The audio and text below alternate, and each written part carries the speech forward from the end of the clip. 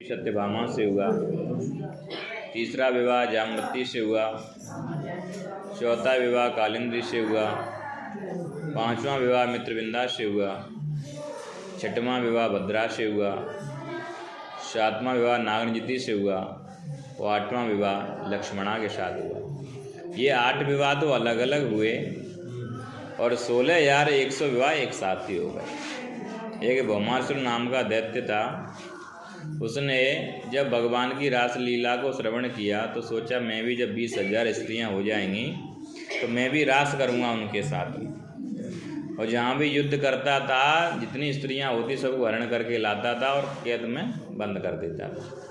16,100 हो चुकी थी। सब देवता स्तुति करने आए, प्रभु उनको बंधन मुक्त कीजिए। परमात्मा सत्यभामा को लेकर गए।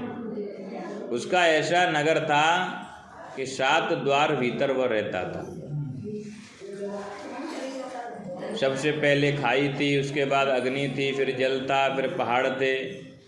जब अंतिम द्वार पर एक मुर नाम का दैत्य रहता था, 5 फण वाला नाग। जैसे उसे उसने रोका, परमात्मा ने उसका उद्धार किया। उसके उद्धार करने से मेरे प्रभु का नाम मुरारी पड़ गया। बोलिए मुरारी भगवान। भौमासुर का उद्धार हुआ और एक पल में 16,100 के साथ में विवाह कर लिया। 16,108 इतनी शादी हुई गोविंद की और सबसे 10-10 पुत्र, एक कन्या उत्पन्न हुई। हिसाब घर में लगा लेना कितने टाइम से बोलो राधे। 1,61,100 कुछ हो गए।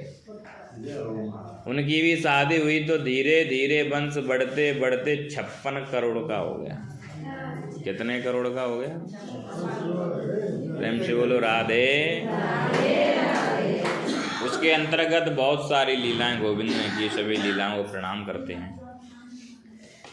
सुखदेव जी कहते हैं, राजन इतनी सुंदर सुंदर लीलाएं की हैं। हनुमान का दीन वत्सल नाम पड़ गया। परिचित ने पूछा, महाराज कोई दीन भी था जिस पर गोविंद ने कृपा की? बोले हाँ, एक दीन था। कौन था? बोले एक ब्राह्मण था। भागवत में नाम नहीं दिया, सिर्फ एक ब्राह्मण कह के संबोधन किया गया। लेकिन नरोत्तम दास जी ने जो चरित्र गाया है उसमें स्पष्ट लिखा है कि ये ब्राह्मण कोई और नहीं, यही सुदामा था। कि कृष्णस्यासि सखा कश्चित् ब्राह्मणो ब्रह्मवित्तम विरक्त इंद्रियार्थेषु प्रशांतात्मा जितेंद्रिय। एक ब्राह्मण थे जिनका नाम था सुदामा। और वैसे ब्राह्मण नहीं थे, तपोनिष्ठ थे, विरक्त थे, जितेंद्रिय थे। अपनी इंद्रियों का जिन्होंने दमन कर लिया हो उसका नाम जितेंद्रिय। प्रशांत आत्मा, जो कोई व्यक्ति प्रशांत रहता है वह कभी कभी अप्रशांत भी हो सकता है, उसे क्रोध भी आ सकता है। लेकिन प्रशांत, जिनको कभी भी क्रोध नहीं आता है, ऐसे थे सुदामा जी महाराज। अपना सत्संग करते थे, जो कुछ मिल जाए सत्संग में उसी से अपने परिवार का जीवन निर्वाह करते थे। उनकी पत्नी थी, उनकी पत्नी का नाम था सुशीला। छोटे छोटे पुत्र थे उनके।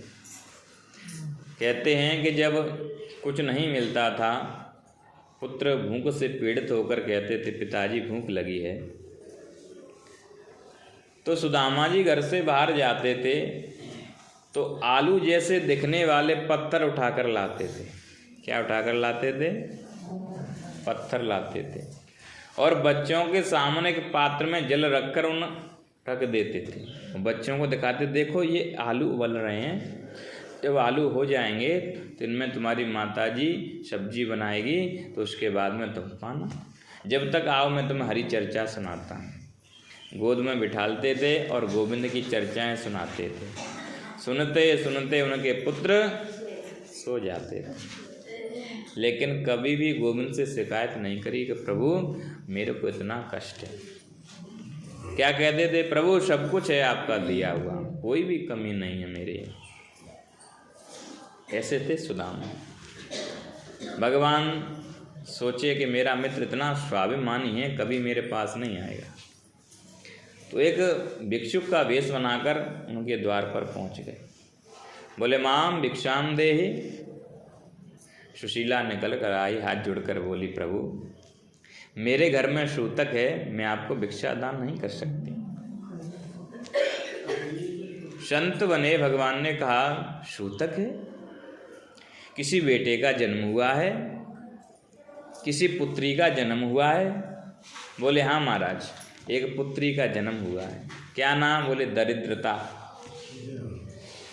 जब से पैदा हुई है तब से हमारा लेना देना सब बंद हो गया। संत बोले अच्छा अच्छा, अब मैं समझा, आपके घर में बहुत ज़्यादा गरीबी है, इसलिए आप कुछ दान नहीं कर सकती हैं। बोले हाँ भगवान, कहने में थोड़ा अच्छा नहीं लगता, कैसे कहें आपसे। संत बने भगवान ने कहा अरे तुम तो सुदामा जी की पत्नी हो ना? बोले हाँ प्रभु, आप मेरे स्वामी को जानते हैं? बोले हाँ, अरे अच्छी तरह परिचित हूँ, अरे बड़े स्वाभिमानी हैं। तुम जानते हो उनके मित्र कौन है? बोले कौन? बोले स्वयं द्वारकाधीश। अरे एक बार उनके यहाँ भेज दो, सारी दरिद्रता नष्ट हो जाएगी, सुख ही सुख होगा। बोले अच्छा? बोले हाँ। ऐसा प्रणाम करके प्रभु तो अंदर ध्यान हो गए। अब सुशीला जैसे ही अंदर आई, बोली स्वामी जी एक बात आपसे पूछना है। बोले पूछो। बोले द्वारकाधीश आपके मित्र हैं क्या? जो ये शब्द कहा मित्र हैं क्या, तो आंखों में आंसू आ गए और कहने लगे अरे पगली, मित्र नहीं है, लंगोटिया यार है। अरे हम दोनों साथ साथ में पढ़े हैं, साथ साथ में खाते थे, साथ साथ में एक साथ रहते थे।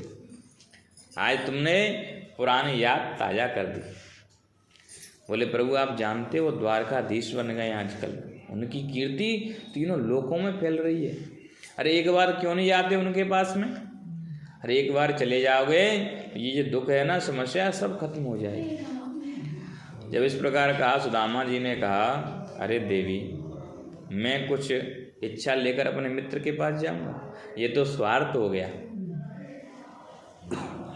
मित्र अगर पैसे वाला है तो क्या मैं अपनी गरीबी जाकर रहूं उसके पास में?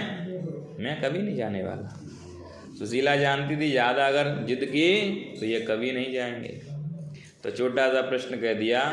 बोले स्वामी चलो छोड़ो, कम से कम दर्शन तो कराओ, उत्तम श्लोक दर्शनम, उन प्रभु के दर्शन तो कराओ। सुदामा जी बोले कि जब तुम बार बार दर्शन की कह रही हो तो मेरे मन में उत्कंठा हो आई है कि मैं भी अपने गोविंद के एक बार दर्शन करिए।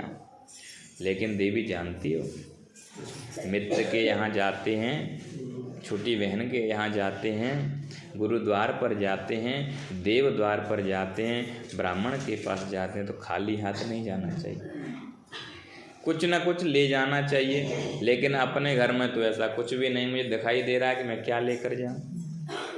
बोले स्वामी जी आप उसकी चिंता ना करें, वो व्यवस्था मेरी है, मैं देख लूँगी, आप तो बस जाने का सोचें। बोले जब तुम तैयार कर दोगी कुछ तभी मैं चल दूंगा। बोले महाराज तैयार होइए, मैं अभी लेकर आती हूँ। ऐसा कहकर गई सुशीला, अपने सब ब्राह्मणियों के घर गईं और एक एक मुट्ठी मांग कर लाई। हमारे गुरुजन कहते हैं कि सुशीला जी इतना व्यवहार था, अगर वो चाहती तो कट्टे के कट्टे चावल उनके घर में आ सकते थे, लेकिन एक एक मुट्ठी क्यों ली? बोले जब गोविंद देखेगा कि कोई चावल कैसा है, कोई चावल कैसा है, तो समझ जाएंगे, कहने की आवश्यकता नहीं पड़ेगी कि एक चावल की इनके घर में उपस्थित नहीं। प्रेम से बोलो राधे।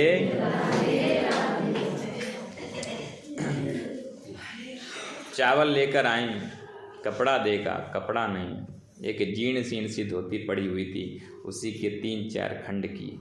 चैल खंडेन तान बद्ध्वा, कई खंड किए, उसमें चावल रख के और पोटली बनाकर दे दिया। सुदामा जी बोले देवी कुछ कहना तो नहीं है तुम्हारी तरफ से?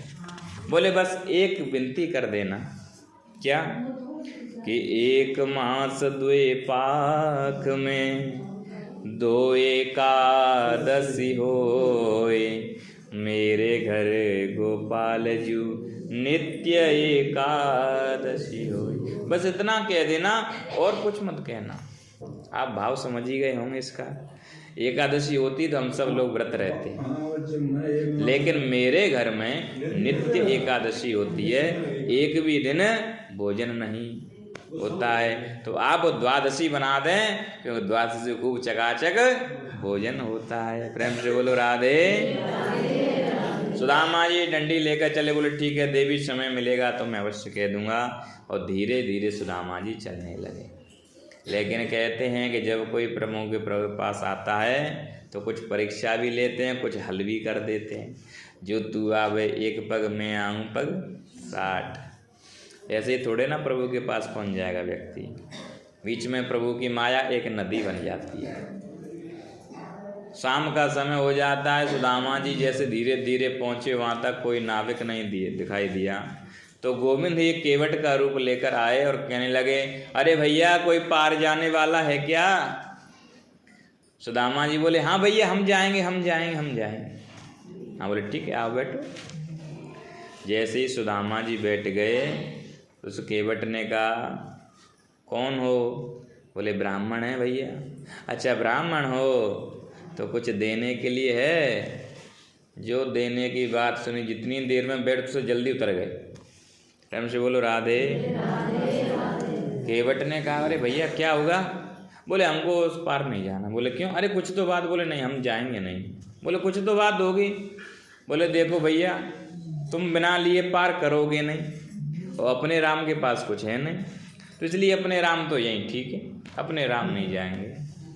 केवट बोला, ऐसा नहीं हो सकता है परमात्मा ने कुछ न दिया हो, कुछ तो अवश्य दिया होगा। सुदामा जी बोले, हाँ दिया है, लेकिन उसे कोई लेने वाला नहीं है। बोले क्या? बोले मुझे दरिद्रता आती है, क्या उसे कोई लेना चाहता है? आप में से कौन लेना चाहेगा दरिद्रता? कोई लेना चाहेगा कि मैं गरीब बन जाऊं? कोई नहीं लेना चाहता।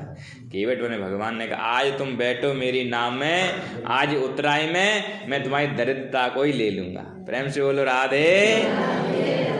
सुदामा जी बैठ गए और पार कर दिया। धीरे धीरे चलते चलते शाम हो गई।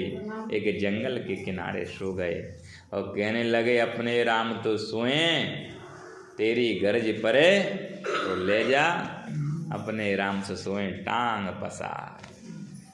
एक वृक्ष की जड़ पर सिर रखा और सो गए। प्रभु ने समझ गए कि सुदामा बहुत हार गए, अब आ नहीं पाएंगे। माया से कहा, मेरे सुदामा को सुरक्षित मेरी द्वारकापुरी में लाके सुला दो। आज माया गई और द्वारकापुरी में लाके सुला दिया। जैसे सुबह हुई और वहाँ जयकारा लगा, बोले द्वारकाधीश। जो जयकारा लगा सुदामा के नेत्र खुले। देखा कि 2-4 वृक्ष हैं, वहाँ में सो रहा हूँ। जैसे बाहर निकल के गए, देखा कि वहाँ तो भव्य भवन बने हुए हैं, हजारों लोग घूम रहे हैं, बड़े सुंदर सुंदर लोग हैं, बड़ी सुंदर सुंदर गलियां हैं, रोडें हैं। उनको देख देख कर भौचक्के हो रहे हैं और धीरे धीरे चल रहे हैं। एक व्यक्ति से पूछा, महाराज इस नगर का नाम क्या है? बोले इस नगर का नाम द्वारका है। लेकिन वहाँ गुजराती थी तो वहाँ उन्होंने बोला, ई नगर नो नाम द्वारकापुरी छे। या नहीं, उन्होंने तो बोला कि इस द्वारका, यह द्वारकापुरी है। सुदामा जी बोले कि ये बोल रहा है कि द्वारकापुरी छे। बोले हे गोपाल, एक में आते आते तो दम निकल गई, अब 6 में कहाँ ढूंढूंगा? वो बोले ना ना ब्राह्मण देवता 6 को यहाँ है बोलते हैं, ये गुजरात है ना इसलिए। अच्छा ये द्वारकापुरी है? बोले हम द्वारकापुरी में आ गए क्या? वह पटक बोला, महाराज ये तो आप ही बता सकते हो, आप आ गए कि नहीं आ गए, आप कैसे आए हो? बोले अच्छा तो इसमें मेरा मित्र कहाँ रहता है? बोले तुम्हारा मित्र कौन है? नाम बताओ, एड्रेस बताओ, मकान नंबर क्या है उसका, गली मोहल्ला। बोले ये तो नहीं पता है मुझे, लेकिन हमारे जब साथ में पढ़ता था तो हम उसे कृष्ण कृष्ण कन्हैया कन्हैया कहते थे। पते के एकदम अचंभित रह गया, बोले महाराज आप कैसा नाम ले रहे हो? जिनका आप नाम ले रहे हो वो यहाँ के राजा हैं, सर्वस्व हैं, उनका नाम ऐसे नहीं लिया जाता है। तो कैसे लिया जाता है?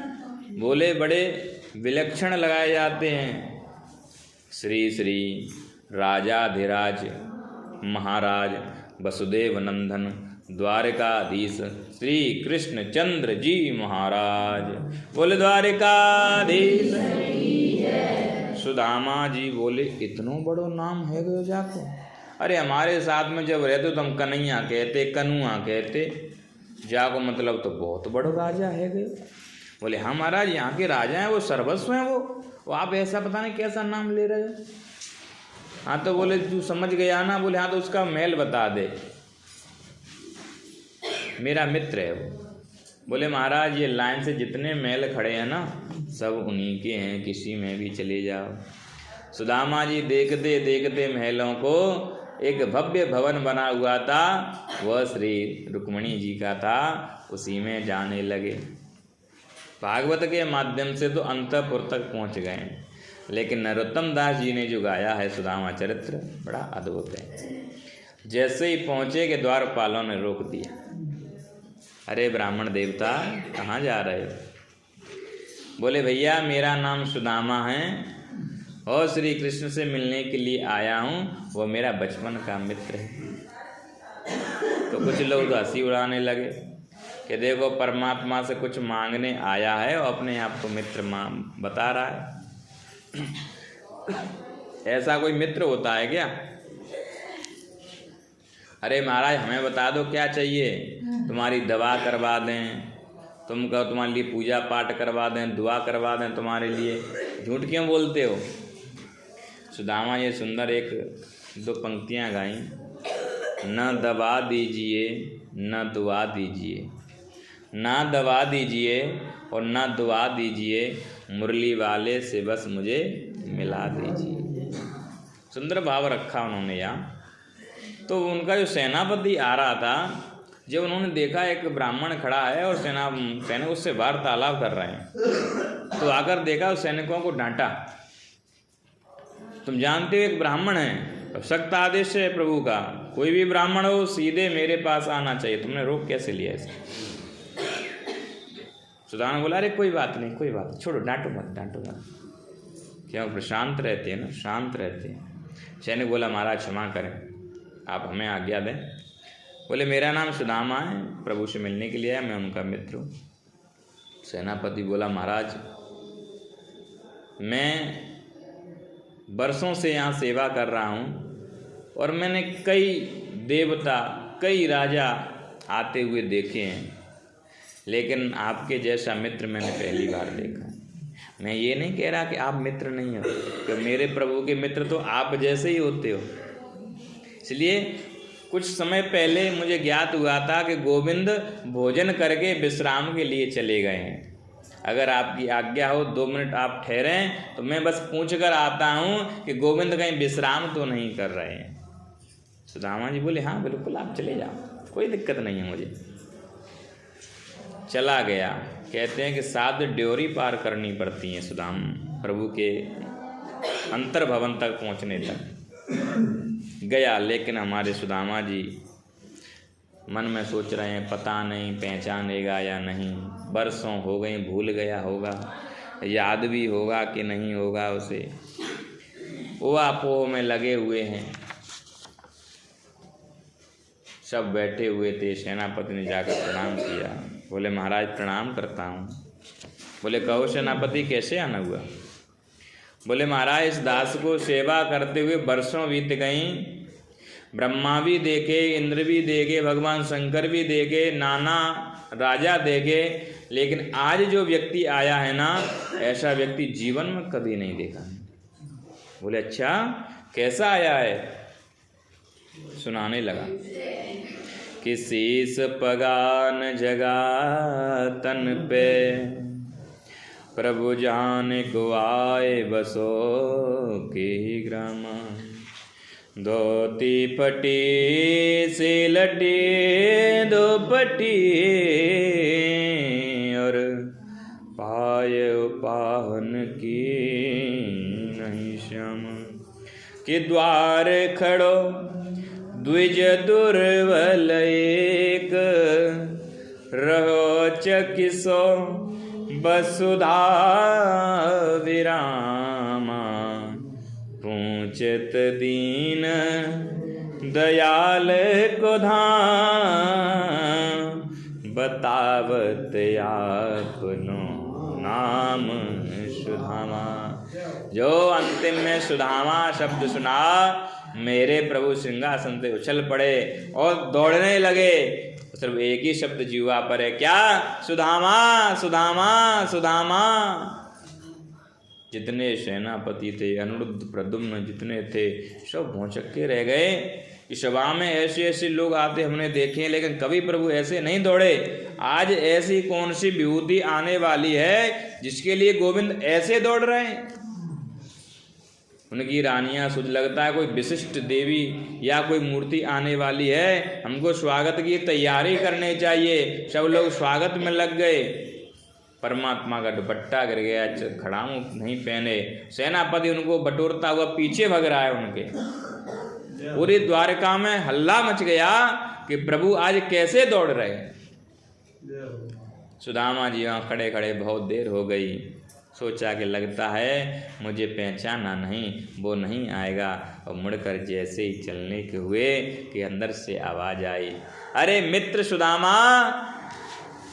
जो सुदामा शब्द लिया, पीछे मुड़कर देखा, मेरे गोविंद दोनों बाजू में फैलाए दौड़े चले आ रहे हैं। और सुदामा सुदामा नाम लेते हुए आए और तुरंत गले से लगा लिया। बोले भक्त वत्सल भगवान। आज महाराज ऐसा मालूम पड़ रहा है कि आज साक्षात जीव से परमात्मा का मिलन हो गया। और महाराज बहुत देर हो गई, गले से लगे लगे। फिर प्रभु सुदामा जी को अंदर ले गए, अपने सिंहासन पर बिठाया और स्वयं चरणों में बैठ गए। हाथों से पैरों को साफ करते हैं। जब देखा पैरों की तरफ तो तलवे में कई कांटे लग गए। उनको जब निकालते हैं तो खून निकल आता है। तो सुदामा जी रोते, ऐसे करते। सुदामा की आंखों से आंसू आते और मना करते, अरे अरे कन्हैया क्या कर रहे, छोड़ो छोड़ो, क्या कर रहे। इशारा कर दिया रुक्मणी को, जाओ जल लेकर आओ। लेकिन जब तक रुक्मणी जल लेकर आती, गोविंद इतना रोए कि उनके आंसुओं से पाद प्रक्षालन हो गया। स्वयं शूर भक्त वत्सल भगवान की।